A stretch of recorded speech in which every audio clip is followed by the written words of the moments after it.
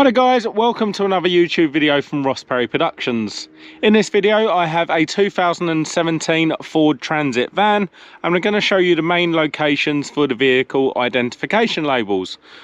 On these labels you'll find tyre information, colour code and VIN number, which are your main ones.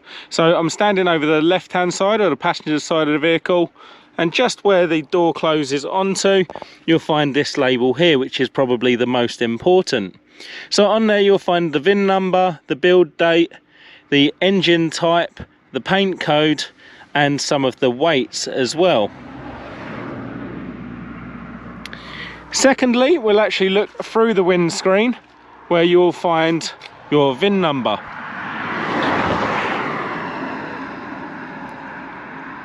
And this is replicated in a few locations over the vehicle.